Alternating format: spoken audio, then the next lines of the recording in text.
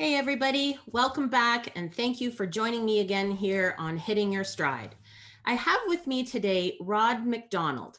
With 30 years of experience in the field of wellness and self-improvement, Rod is a leading authority on personal and professional change. To his credit, Rod is a coach, an international speaker, and an author. He co-wrote Adversity to Adaptability: Turn Life's Greatest Challenges into Your Greatest Opportunities, as well as the best-selling book Foundations of Professional Personal Training.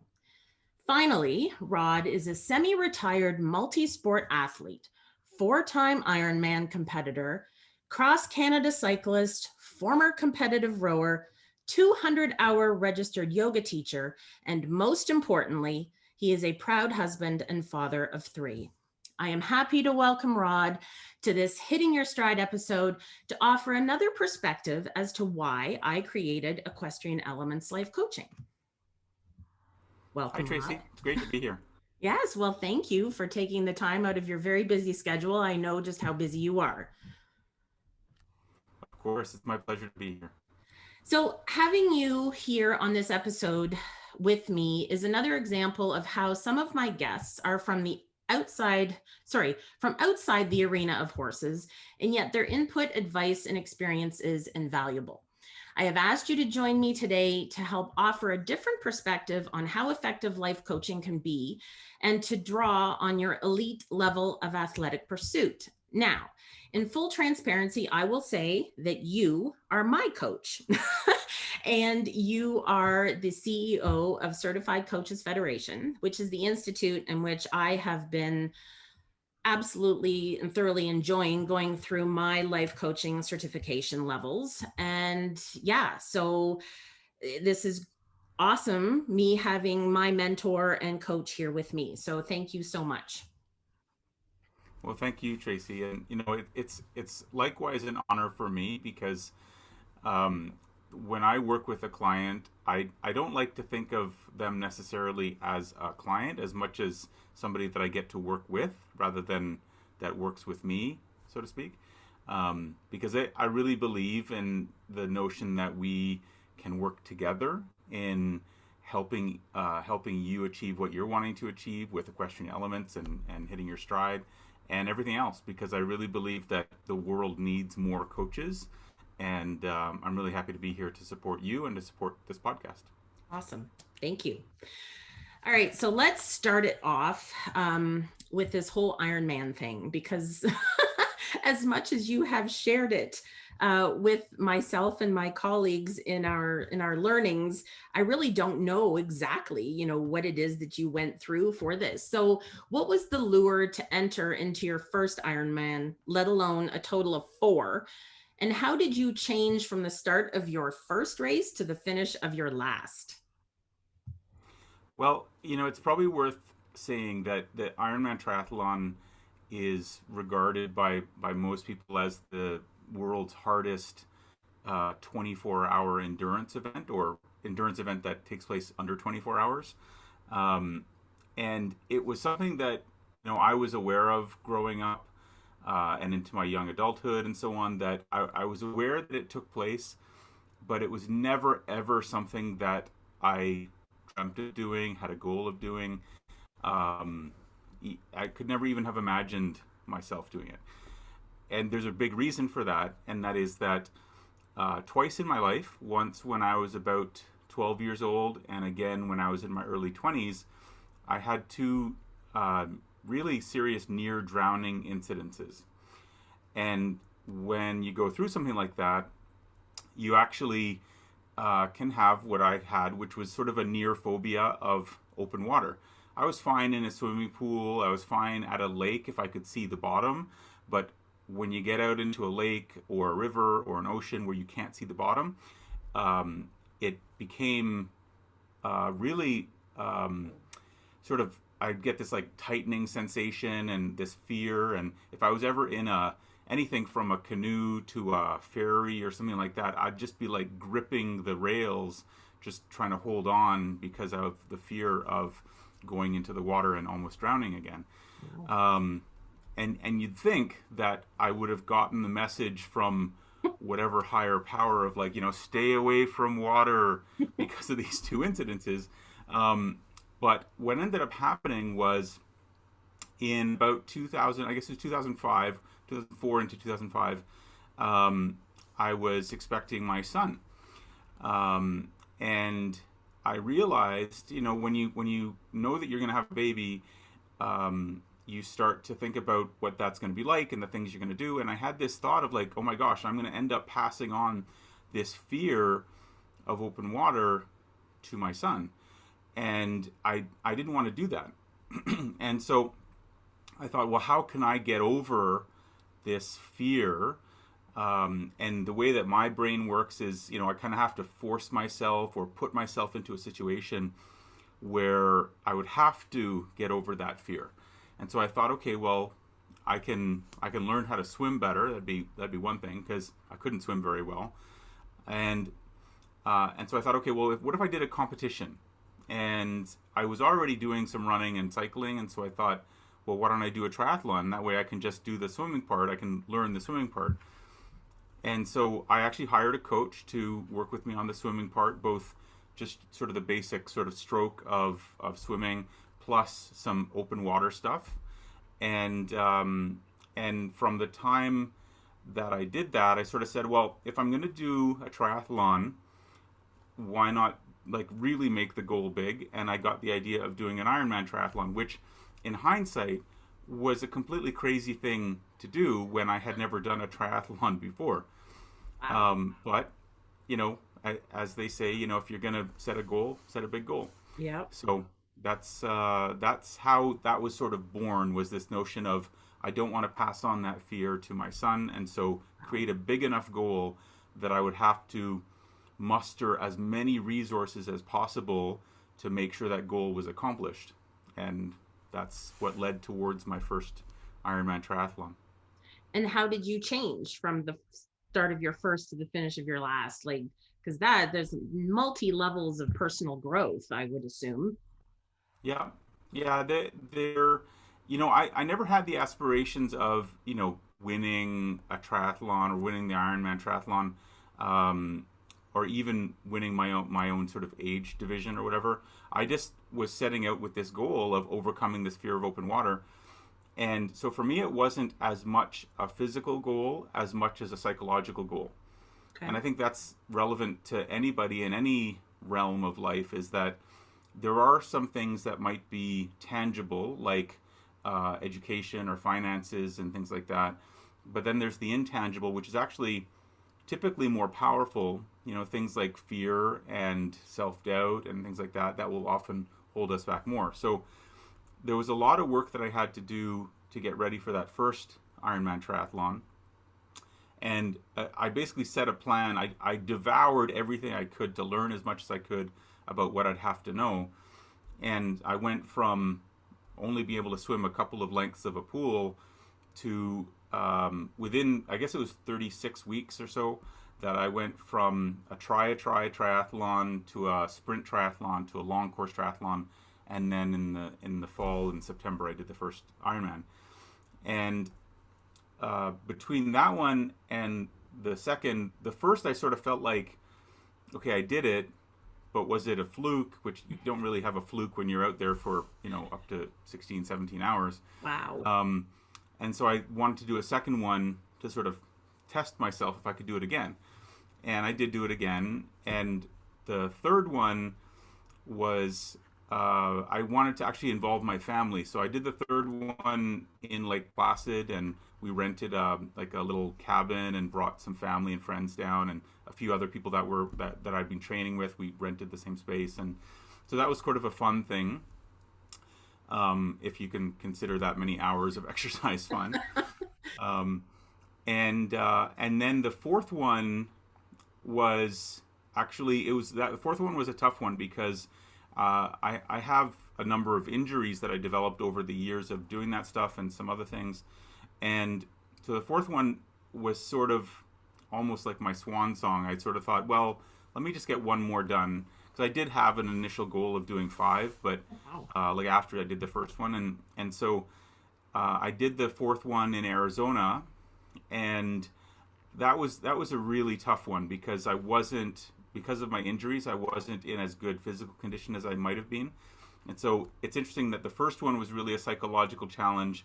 The middle two were for different reasons, and then the last one ended up being a psychological challenge because of the physical challenges that I Wow. was dealing with. So Wow. it's interesting. Yeah, definitely. Now, did you have any issues like that first time? Like, 'cause swimming is the first phase, right?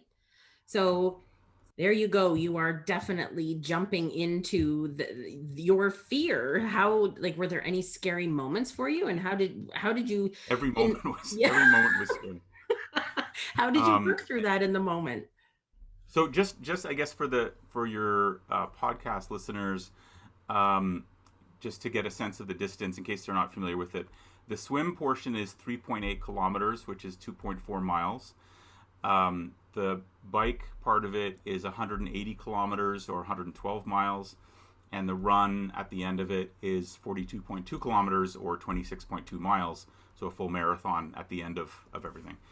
And so coming back to your question about the swim, I was, in spite of all the work that I had done, I was still, you know, I had this sort of managed terror that I was going through. And I remember it like it was yesterday that on that first race, you have to get up at like 4 in the morning to get, into the race area and prepped and everything. And then you get into the water, and I was terrified, like, because in that particular race in Wisconsin, it's an open water start, which means you actually have to go out into the water and tread water for about 20 or 30 minutes so they can get all the athletes in the water until they hit the cannon to start the race. And that 20 or 30 minutes in that really cold water with about 2,500 other athletes treading water around you was terrifying. And I saw people throw up into the water, and I saw people crying, and I saw people angry and just doing all kinds of different things, coping with their own experience of it. Wow. And it was really interesting because I had to sort of check myself, and what I found, which actually helps me work with my clients, is I found myself going into this kind of negative spiral of like, what am I doing here? I'm not ready. I'm not prepared. I'm gonna drown. I'm gonna leave my family because of doing this stupid goal. And then I hit what I call a pause button, where it was kind of like this negative spiral, and I hit this pause button to just stop and actually remember what was actually true, because those things aren't really true. They were, Hmm. I guess, possibilities, but I had to pause and think, okay, what's really true? I've done the work, because it was 36 weeks up to that point. I'd done the work, I had done the distance, I had done the training, the psychological training, the physical training, the nutrition. Everything was dialed in so that I could do this race. And I just had to remind myself that. So instead of that negative spiral, I started doing a positive spiral to convince myself the truth, which was I was ready to do this race. Now, there were all kinds of things that happened in that race that we probably don't have time to get into, that shook that confidence, that newfound confidence, along the way. Not the least of which was that, which I actually only found this out after the fact, that race had the highest number of dropouts in the swim portion out of any Ironman race up to that point, because it was brutally cold and people were getting to be hypothermic. And it's a 2-loop swim in that race, which means that by the time the slower athletes like me get towards their first loop, the fastest athletes are starting to lap the slower athletes. And so you not only have to contend with swimming your own race, but you end up with people swimming on top of you Wow. and kicking you and punching you by accident Yeah. as they're trying to get through themselves. So Well, fun. fun. But yeah, I mean, what an ultimate way to test yourself, and geez, go big or go home, apparently. So I love it. So just to go back to something you said about preparedness, because this podcast is going to go up on what is actually going to be the first weekend of horse showing. And I can hear a bunch of horse people around me just, yay, because finally life is starting to look a little normal. And yet, along with it are the nerves. Yeah. But everything you said there about, if I could say to everybody listening here, you've put in the hours, you had that extra time during the winter to prepare and develop that foundation work. And you've developed, more of a rapport with your horse because you've been spending more time together, like in that more simpler aspect. So everything you said about what you told yourself about how prepared you knew you were is what I would want all of my equestrian listeners and family members of equestrian or everybody there for the support team to help these riders understand that you might be nervous going into this first horse show and into this season after everything's been so crazy, but just to trust yourself. Ultimately, that's what you had to tell yourself, right? Yeah, I love the way you put that, because it's really, it is about trusting yourself and trusting the effort that you've put in, and realizing that when a person has nerves, whether you call it nerves or anxiety or stress or fear or whatever the person labels it as, that's a natural response of the nervous system in an effort to protect us from harm, right? In the same way that if you're walking through the forest in the middle of the night and your flashlight turns out, you're out camping or whatever, your flashlight stops working and you hear like a snap or something in the bushes around you, your brain automatically goes to, oh my gosh, what is that? Even if you've been a veteran camper forever, there's always this, what could that be, right? It might not be terror at that moment, but there's a heightened awareness, and that heightened awareness ramps up the energy and the neurotransmitters, for that matter, to get you scared, so that if you have a life-threatening situation, your body's actually ready to deal with it, the fight or flight scenario. Okay. And so we all have that, whether it's an equestrian getting ready for a show, a triathlete getting ready for a race, somebody getting ready to do a speech on stage. It's the same response, right? It's this stress response. And it's super helpful to remind ourselves that if we're going to do this, if we're actually going to, get into that race, get into that show, get onto that stage, that we are prepared. Now, if we're not prepared, then it's hard to do that, which is why preparation is so important, why working with a coach is so important, to sort of help the person plan and strategize to get ready for that race or show or speech or whatever. Yeah. So it's really, in the way I look at it, is it's an opportunity to take all of that energy, because that fear and stress and anxiety is just energy, and actually turn it into something better, which would be excitement or confidence or courage, because they're just words for the same energy. Right. Yeah. It's just all how you look at it, what Yeah. little pocket you choose to put it in. Yeah. Okay, so what has stayed with you from those experiences? If you could, say one or two things that has stuck with you or that you learned about Rod, what would that be? I guess I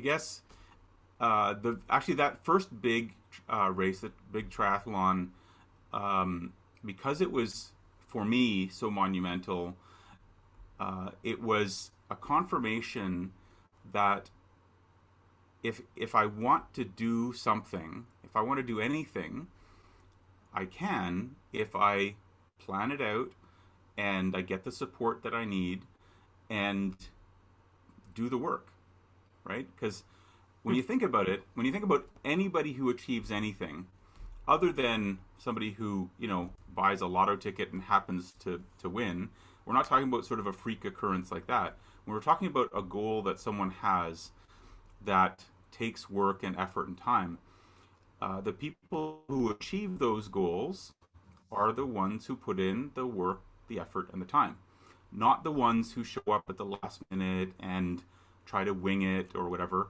Those are the ones who typically, won't succeed. Right. But if you, and I guess I'm talking to your listeners, if you have put in that time, put in that effort, then number one, you deserve to be at that race, at that show, whatever the case may be. Um, and all you have to do at that point is to just do your thing. And one of the things that I realized that helped me in preparation for that race, for the triathlon, was when I was in training. You can't typically train that long a duration in preparation.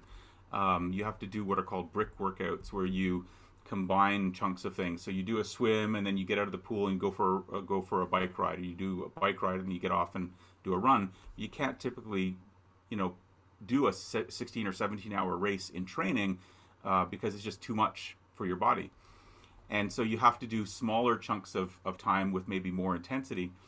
But the truth is that if you've done the hard work, there's a saying in martial arts that if you cry in the dojo, you'll laugh on the battlefield, which just means that if you do the hard work in preparation, which for the equestrians would be, doing the riding, doing the prep, changing whatever things they need to change, and practicing those things, and pushing yourself further and further. If you do that work, then the competition becomes almost easy.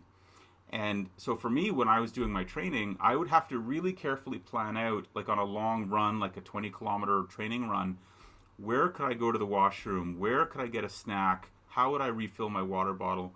And you have to figure all that out. Do you loop around back to home? Do you know where there's a gas station and things like that? But in the race, I knew that on the bike ride, every 10 miles, there was an aid station that would have food and a washroom or like portalettes or whatever, and any issues that I needed for my bike or whatnot. And then on the run, every mile, there would be the same thing. And so the way I looked at it was, the way I reframed it, and this is something that we do with coaching, as you know, is we help our clients reframe a stressful situation into a more positive situation. So I thought, wow, I've done all this training, and now I get to do a catered race, right? And because I had no aspirations of like winning or anything like that, to me it was like, I just have to show up and just do the very best I can given the preparation that I've done, and I get to have it catered for me, which means as I ride through the bike, and I mean there's no aid stations in the swim because you're in the water, but for the bike ride, I was handed bottles of Gatorade. During the run, I was given chicken soup or whatever it was, and even at the very end of the race, they give you actually cola that's being like flattened, like taken with the bubbles out, and it just it just made it easier because I just reframed how I thought about the race. Interesting. Yeah, that's definitely helpful. And I know I have talked to clients about that as well, especially trying to, change their outlook with their confidence and as their experience in the ring. Yeah, exactly that. Cool. Yeah. All right.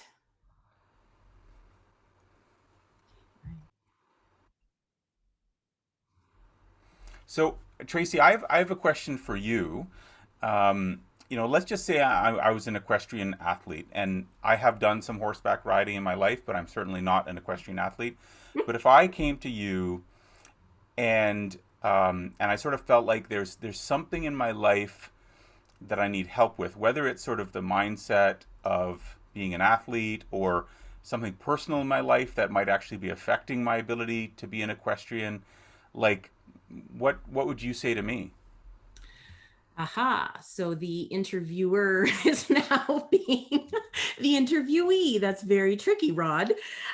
So first of all, I would have, well, hopefully, soon to be sit down in-person conversations. And it's just something where we can do three things. First of all, identify what is missing or what's not quite working for them. Secondly, outline ways in which we can set up a plan in which these different areas can be approached. And then thirdly, I would look to help them achieve what it is they want to achieve, whether it be better their relationship or find a new job or, set big goals for themselves. So identify, outline, and achieve. And any of those things is like you touched on it a little bit. It's looking at, even though I'm an equestrian, sorry, a life coach for equestrians, everything that I'm dealing with is not necessarily equestrian related. It's just that I have, a lifetime experience and professional experience in this niche area that I know equestrians. But clients come to me looking, like I said, we could be looking at their relationships, ways to better their finances, their emotions, spirituality, professional aspect in their lives. So yeah, it would just be a way of just sort of peeling back the layers a little bit for them. And I know from personal experience with my own personal development and work with you that in some cases it's not easy. But the process itself, if the hard work is put into it and reality is acknowledged and the role that you play in your own life is acknowledged and accepted, that's when change can really occur. So yeah, that's how I think I would deal with that question. That's awesome. The thing that has always impressed me about you, Tracy, is that you have this like really down to earth energy about you. You're very reassuring and very positive about things, but you're realistic too, right? So you're really good at identifying what needs to be done and not just being sort of wooey wooey about it, right? It's not sort of, well, I hope this will work or I hope this will happen. We all can use hope, but it's not the thing that's going to get things done. As I've heard before, hope is not a strategy. So we have to set those big goals. We have to create a plan and then do the work. And if hope helps a little bit along the way, fantastic. But without a plan, hope's not going to do it on its own. Yeah, exactly. And thank you so much for that. That means so much coming from you. Okay, so You're let's welcome. move forward a little bit into your cycling because I feel like there's a little bit of a correlation between being in the saddle on horses and being in the saddle for a cross Canada cycling venture. So mentally, where does a cross Canada cycling trip begin? How did you even get into that?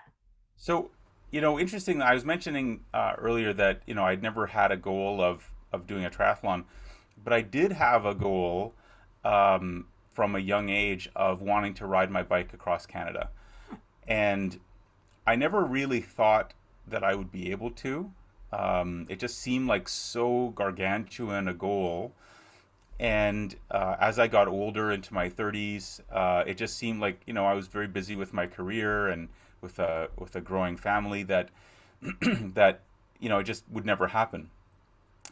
And then the company that I was at the time was approached by an organization called Coast to Coast Against Cancer, which was a charity that did big cycling charitable events, typically on a smaller scale. And they came to us and said, "Hey, we want to do a big scale cross Canada event." And it was at the time the title sponsor was Sears, so it was called the Sears National Kids Cancer Ride. And they approached us and they said, "Hey, we want to really make this a big event. We want to have a lot of riders. We want to have you, the organization that I was with, have you create the training program for the riders, and if possible, would like somebody from your organization to be one of the riders." And I was like, "Oh, awesome, okay, let's do this." And so it sort of, it sort of appeared out almost out of nowhere, Wow. but really that opportunity, when you think about it, it wasn't just out of nowhere. It was the result of many, many years of my own education and experience and speaking and writing and all of that stuff that prepared me to be available for that opportunity.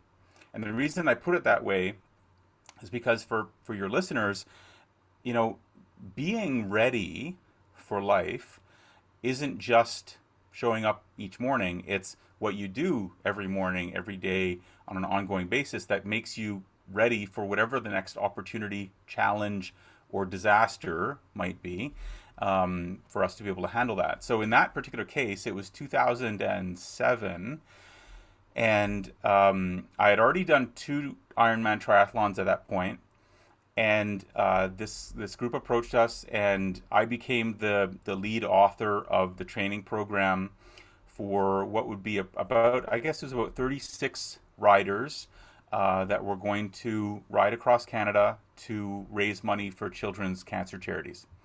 And so it was an absolutely worthwhile cause that would help us get through not only the really intense training that was required, but also a unbelievably intense actual ride. Um, and so, going back to how you sort of introduced it, I think there are some similarities between, being in a bike saddle and being in a horse saddle. Um, Obviously, the bike is not a living, breathing creature that has its own biological needs. It does have its own needs in terms of, tuning up Yeah.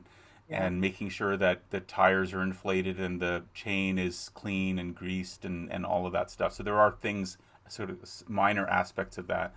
Um, and we do actually, in many cases, we'll call our bikes our steed, Oh, because cool. it is our steed, in that sense. And it's what gets us there. And in fact, the bicycle, after the horse, the bicycle, when you think about sort of the evolution of transportation, the bicycle was actually the bridge between horses and cars. Mm-hmm. And there was a time when bicycles were, the fastest thing on the road. Um, with the way they set up the new gearing and wheels and so on. So, all that having been said, it was a great opportunity to be introduced to that.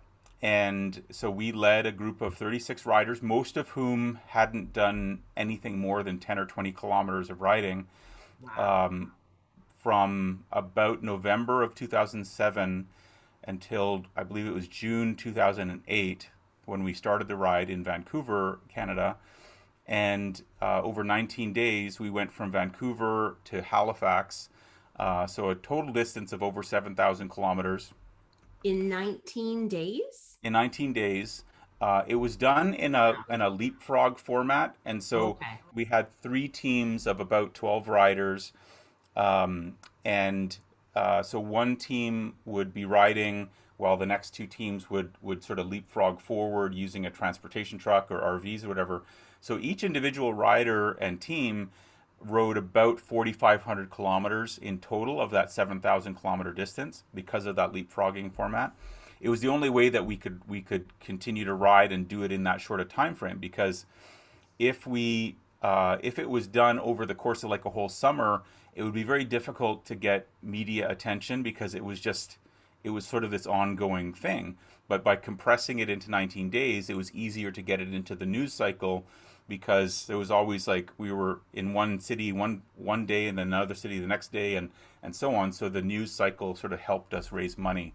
So Wow. we raised over $2 million for children's cancer charities, as a That's result of that ride. amazing. Wow. Wow, congratulations. That's like, Thank you. yeah, what a great feat. And my God, you might not be doing the 7,200 kilometers, but yeah, 4,500, that's enough still.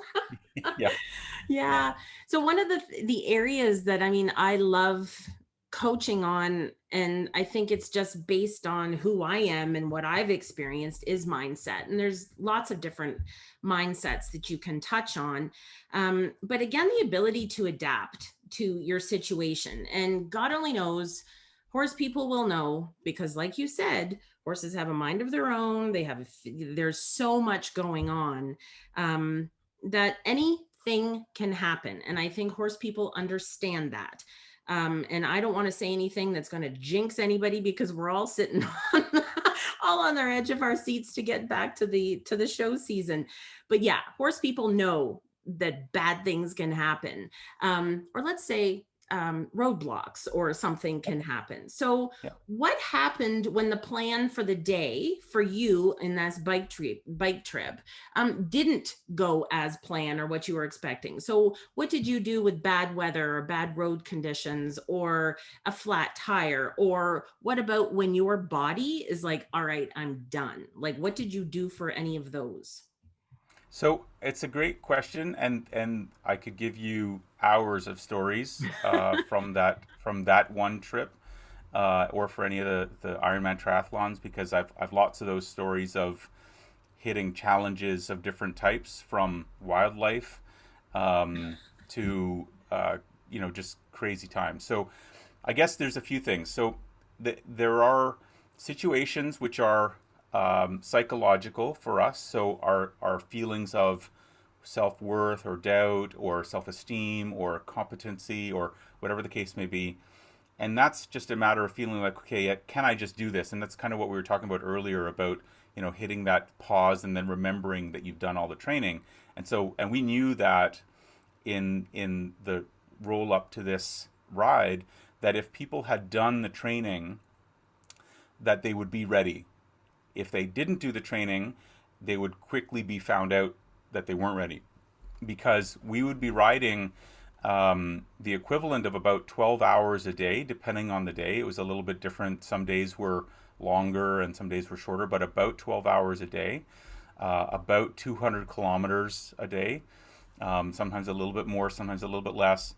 And usually we would be riding in any 24-hour period, we would be riding at least, well, for sure once, but sometimes twice and even three times based on which leg of the ride we were on. And so there are the psychological things that we have to account for. There are the physical things, our own physical things that we need to account for, that has to do with not only our physical readiness, but also our ability in a ride like that to sustain what we maybe could do from the beginning of a day, let's say the beginning of a 12-hour ride. What are you doing to hydrate, to give yourself nutrition enough that you can continue? Because anybody can go for, say, a 20-minute ride or even up to an hour ride, but after that your nutrition becomes really critical.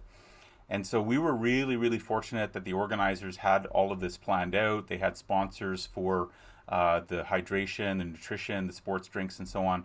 And so we had ample supply of those things. We had, at the end of each leg of the ride, there would be a crew that had been cooking up a real meal. So it wasn't just the Nice. boxed stuff. Yeah. A lot of beans and rice and veggies and stuff, so that we could eat and then go right to sleep if possible, to get ready for the next leg of the ride. So the psychological, the physical, the sort of technical, if you will, which would be like the bike has to be ready in the same way that the horse would have to be ready. And what do you call the stuff like the saddle and all that? Is that the tack? The tack. Yep. The tack. So so much like the bike, the saddle and everything has to be ready for the horse, and all that has to be set the right way. And so for the bike, the tire pressure has to be right, the tension on the gears has to be right. And with that many kilometers going through, it becomes even more challenging, because you wear through those components a lot more quickly. And there was one particular leg of the ride. We went from Merritt, I believe it was Merritt, BC, down to Kamloops, and I could be misremembering that, but I think it was Merritt, BC to Kamloops on what's called the Coquihalla Trail. And it was about a 30 or 40 kilometer distance, so not a long ride, but we started at about midnight, and so it was dark, completely dark out, and it's about a 20 kilometer climb up into the mountains, so you're going quite slow but really, really grinding, and then about a 7 kilometer or so descent into Kamloops. And in that particular descent, like, it was pitch black out. All we had was, the little circle of light from our bike lights that was on the road. We were descending at about between 70 and 80 kilometers an hour, so really fast. and these are high tech road bikes. So each wheel you'd have about an inch of rubber on the road, front and back. It was really cold, and so we actually ended up having several riders having to drop out because if they didn't have the right gear, their hands would get numb from the cold, and they couldn't use the brakes or the gears properly. So they had to actually just stop riding and get taken up by our support vehicles. And it was one of the scariest and one of the most thrilling parts of the ride because, if we hit a pothole or a raccoon, ran out into the road or something, you can't be going that fast with basically, a cycling jersey and survive very easily anyway that kind of a crash. Yeah. And that was just one little segment of the ride. And so, there's the psychological preparation, the physical preparation, the technical preparation, the support. So we had a great support team that would encourage us and make sure we had what we needed. And I think all of those things apply really well over to equestrian. Hmm. You have to have your own physical preparation done, your own psychological preparation done, the technical preparation, and of course the horse needs to be prepared in that case, and have the support team around you, including a coach, which is the kind of person that's going to help you get ready. And as you said, there's stuff that happens in real life, relationships and finances and stuff, that if that stuff creeps into your performance, it could be detrimental. Hmm. Just like, I was missing my family. And so if I got out onto that ride and even for 10 seconds, if I got distracted, that could mean me crashing. It could mean me swerving 6 inches to the left and hitting another rider. It could be going from the paved road onto a gravel shoulder. And we had 18 wheelers passing us, and all kinds of other vehicles, and it could be the difference between life and death. And that's not that far off from equestrian, right? Because you're dealing with these massive animals, Hmm. doing different types of events, show jumping and so on, that there's real risks. And so you have to be dialed in with all of those things for you to be ready, which is why having a coach and a support team is so important. Yeah. Yeah. You can't really get sidetracked when you're heading over one of those jumps or doing a dressage test, or especially eventing or any of them. Like even the Yeah. Western disciplines for sure. It's all. And like you said, you're dealing with an animal with its own brain. It can decide in any moment that it's going to do something on its own. So you have to be in there with it for sure. So, what So was your reaction process to both short term and long term adversity? Because, again, relating to the horses, um, when stuff happens and you're not expecting it, whether it be an accident or whether it be the horse comes up lame the morning of a big show, like how did you frame that any adversity situations for yourself to get through them? so that's a great question because it is in part general in the sense that anybody doing anything can do some of this work, and then there are things that are specific to the activity or goal or event that you need to dial in as well. So generally speaking, thinking about what you're going to need to be successful, whether that's the physical, mental, emotional, technical, all that stuff, and kind of almost you can actually have a list and almost like a checklist, like, am I ready for this? Am I ready for that? And so on. But then that's sort of if everything goes well. But you also have to think, well, what could go wrong? Mm-hmm. And that can be a bit scary because that's kind of a shadow element of like, well, I don't want to think about something going wrong. Right. But if you don't prepare for what could go wrong, then you're going to have to deal with it at the moment, right?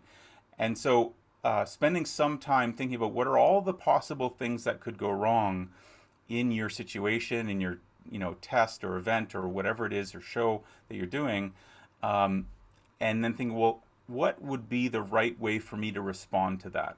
So I've had flat tires and problems with gears and things like that in races. And so in some cases, like in my very first Ironman, I actually had 4 flat tires, which was very humbling because it was a very cold race and having to do all that stuff. There is a van that goes around the course but it wasn't where I needed it to be at the time. So I had to fix my flat tire myself. And you have to know how to do that. So like some people go into those races not knowing how to change a flat tire. And then they would be sitting by the side of the road, who knows for how long, 45 minutes, an hour, hour and a half, hoping that the van will come by and do it for you. So being prepared for both the expected outcome and the unexpected outcome can be really, really helpful so that if anything happens, it's like, as they say, expect the unexpected, that if you think it through, then you at least have a mental rehearsal of what to do with it. And so in equestrian, it could be anything from, what if there's an issue with the horse? What if there's an issue with the tack? What if there's an issue with the judges? What if there's an issue with the terrain or the weather or whatever it might be? And it's not that much different than what we, would do in a triathlon or a cycling event or whatever the case may be. But Yeah, I mean, thinking through all that. yeah. So like what you were saying there, as far as, because I mean, having been a competitor myself, and know lots of them, if the confidence is even a bit of an issue, it immediately goes to the self-talk of everything will be fine. I will be okay. And and it's true, you might be, but like you said, it's very scary when you have to stop and take a look at okay, what if it isn't okay? How am I going to deal with it? Where am I going to go mentally? Am I going to check out, or am I going to dig deep and just keep going and do what I have to do to get myself back on track? Yeah. I remember, in addition to the triathlons and so on, I had done a number of what are called adventure races. So I've done kind those. of like an, pardon? I've done those too. Oh, awesome. Yeah. So, Yeah. I mean, it's kind of like an off-road triathlon, right? You have some mountain biking, depending if it's winter or summer, mountain biking, usually canoeing, some bushwhacking or, orienteering type stuff. And a buddy of mine and I had done a number of races together. And one of the things we did, and this was just going to the issue of fixing a flat tire, we would, after a ride, after we were training and we were kind of exhausted, we would have races. We would empty the inner tube for our tires, and we would have a race. Which one of us could replace the flat tire fastest? So pulling out the inner tube, replacing the inner tube, and getting it pumped up and back ready to ride. And you do it, and the funny thing is you do it when you're tired, so that, like in a race, if you're tired, you can still do it and do it well. And so, like I said earlier with the martial arts saying of, when you cry in the dojo, you can laugh in the battlefield. It's the same thing, I'm sure, with equestrian, that if you do the work and you push yourself past the point that you maybe need to, you have a capacity that will allow you, that no matter what will happen, you can show up and be your best because you've done the required work ahead of time. Yeah, absolutely. Yeah, and grit is a big aspect of anything with competition, whether you're dealing with horses or bicycles. Yeah. And I love that term because you've mentioned that before in our conversations, this sort of notion of grit. And like to me, there's almost like this teeth gnashing, like, whatever I need to do, I'm going to do it, right? Like what is grit for you, and like why is it so important? You're right. I do get all gurry when I talk about grit. I don't know. For me, I, I truly believe it's like this ability to rise to the occasion. Like no one is going to tell me that I can't do what I want to do to achieve something, and I will do whatever it takes to show everybody that if they doubted me, I'm going to prove them wrong.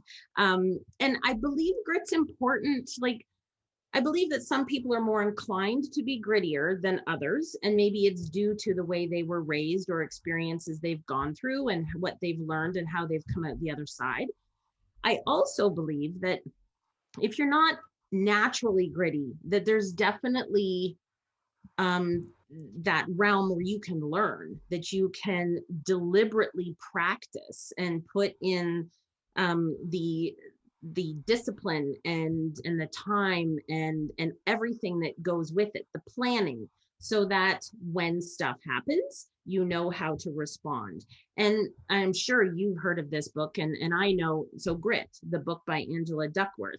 I've read that, and I think I've bought 4 copies, and I've taken them to different people saying, you have got to read this book. I mean, she covers the concept of grit, sure, when talking about the Seattle Seahawks football team, but she also refers to grit when talking about spelling bee champions, these little kids from like the ages of 6 to 14, and how gritty they are when it comes to doing what they need to do to be successful. So I don't think grit is all about, getting down and dirty and getting out there and like really, being all crazed or whatever it takes, but it's that mindset that you are confident and you know that you can handle whatever comes your way. So as far as the horse people goes, I mean, I've said this before, you cannot not be gritty if you're getting on a 1,200-pound animal that has a mind of its own. So kudos to all of my equestrian friends and clients and everybody out there, because they're doing what they love. And yeah, and they keep doing it. They fall off and they get right back up again because they love it. Yeah. I love the way that you put that. And, when you mention that, it seems like some people are sort of almost born grittier. But the truth is that we learn grittiness, right? And for the people who seem naturally gritty, they probably went through tough times when they were younger or young adults, or whatever the case may be, that allowed them to know how to be gritty, right? To have that sense of grit. And so we can learn that, and we just have to put ourselves through those situations that require us to show up. And I mean, the easiest way, like you said, if you get knocked down, you get back up. If you get knocked down, you get back up. There's a Japanese proverb that I really like, which is fall down 7 times, get up 8 times. Yeah. Right? It's this notion, like, just you don't have to win every single time, but you have to get up every single time when you Yeah. fall down. Yeah, absolutely. So, and we know that confidence is commonly visited, is a commonly visited issue when it comes to life coaching. And more often than not, the concern the client has is that they don't feel confident enough to handle the task ahead of them, even if they are, as we have talked about, prepared and have put in the time. So, someone who has coached athletes, executives, and everyone in between, how have you helped them get through a time when their confidence might be low? So it's a great question because everybody has that. We might not get a chance to see that because oftentimes we see, a clip on a TV show or a newsreel or something that's like the best of the best. But the truth is that everybody has self doubts and fears and all of that stuff. They just might not have been captured on film, or they might not have revealed it. And so one of the things that I recommend is for everyone to understand that there is this, as one of my clients calls it, a shared humanity. We all have these feelings, and to know that if we're experiencing it, we're experiencing our humanity. We're experiencing what everybody experiences, and so we're in good company. So it's okay to feel afraid or scared or unsure or whatever the case may be. And that alone for most people makes them feel like, oh, okay, I'm not feeling this way because I can't do it or shouldn't do it. It's because it's a natural part of the process. And the truth is, you could look at anyone, whether it's an athlete or a business person, if they have accomplished something, then you can look at it as something that they hadn't done before until they did it. And so when any of us are going to go after a goal that we haven't yet accomplished, it's the same thing. Nobody accomplishes anything until they actually accomplish it, right? Right. But your early accomplishments can give you hints as to how to accomplish the next thing, even if it's something different. So what I sometimes will do is I'll ask my clients, tell me about other times that you have faced a challenge and you have succeeded. Hmm. And it could be anything from a high school exam to physical challenge like running their first 5K run. It could be, the loss of a loved one, or really any challenge that they have faced. And then I'll ask them, well, what did you do to get through that? And depending on which topic it is and which situation or challenge it is, there's going to be these almost a structure of success that, well, I looked at the situation, I figured out what I had to do, I either learned it or whatever I had to do, and then I got through it. And you can kind of pull out a structure of success and say, okay, well, if we take that same structure and bring it over to this other goal that you have that you don't think you can achieve right in this moment, do you think if you applied that, it would make it easier? And oftentimes, every time pretty much, they'll say, oh, well, yeah, actually, if I did those same things. So, Yeah. for the person who was terrified for their, uh, final math exam in high school or something like that, what do? They stayed up late, they studied, they got a tutor or a coach in that case. They did whatever they had to do to prepare for it, and they succeeded with it. Well, could you stay up late or get up early in preparation for that equestrian show? Hmm. What are the things that you would need to do to actually be fully prepared, so that when it comes time to actually show up and do it, that it's actually doable Yeah. and not scary? And in most cases, that makes sense, because you're not only working with the intellectual side of what's the strategy, what's the process, what are the steps, but the combination of that plus the emotional side, and understanding that it's okay to be scared, it's okay to have a sense of, whatever it is the person's going to label it as, anything from anxiety or terror or whatever it might be, and balance that out with that process to find a way through to get to the result that you want. So, what you said a little bit ago, um, talking about again what it is that they need to do. So, if you do what it is that you need to do, which leads me into the next question, which I'm finding again as I'm evolving as a coach, is I'm really big in helping to promote and help people understand self leadership.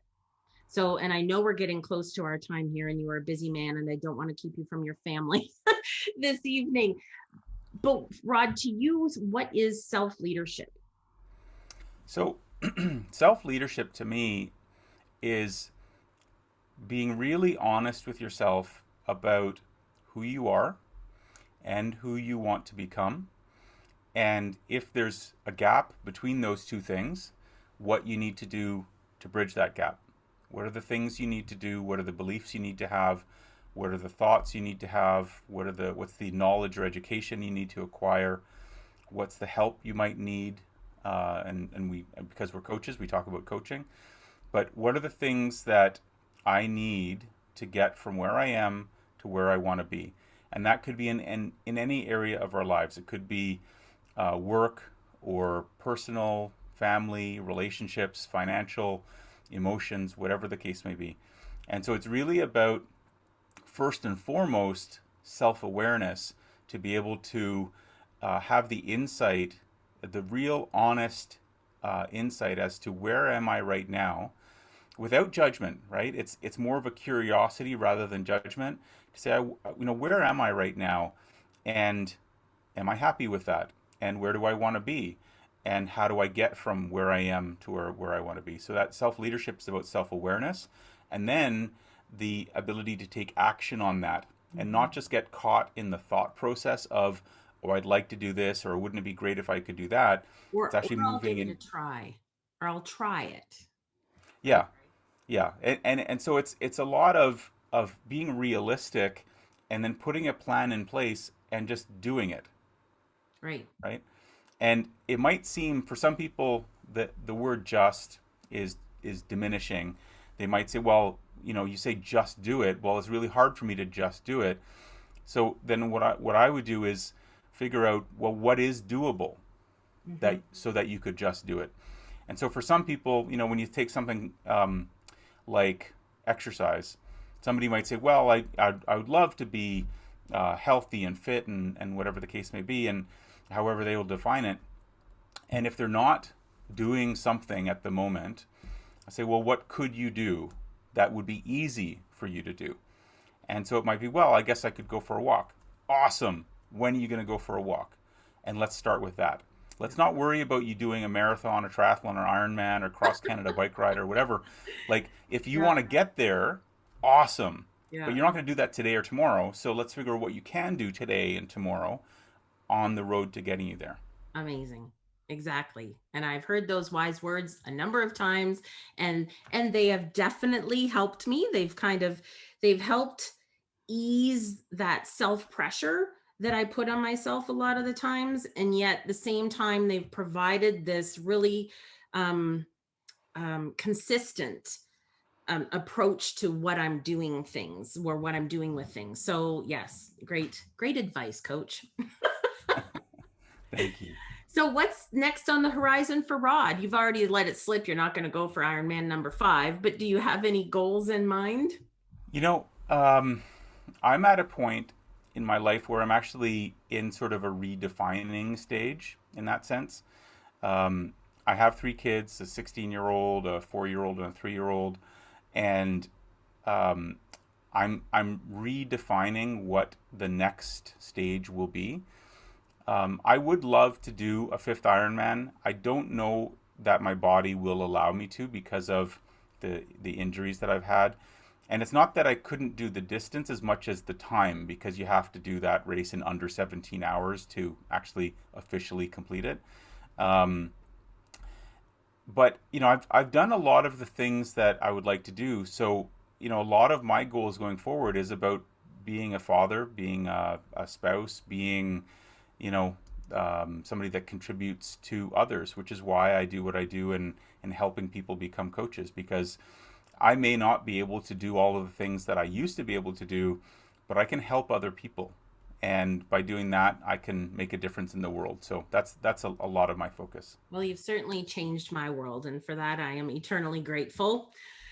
So, Thank Rod, I you. just want to thank you for taking the time to join me today on Hitting Your Stride. I found this very enlightening, and I hope my listeners can take the key points we've made here and find ways to apply them in their own lives. I think this has really highlighted how useful a life coach can be. So, thank you again for joining me. Thank you, Tracy. It's been a real pleasure being here. And the one thing I would say to anybody listening to this is that if you really want something, if you really, really want something, that you can achieve it, no matter where you're at, no matter where you're starting. And working with a coach like Tracy would help you get there, because it's often about that extra little bit of support to figure out, to define exactly what it is that you want, and then to create a strategy and a plan to actually make it happen. So I hope everybody that's listening to this will actually take that to heart and do something about it. Awesome. Thank you. Thank you.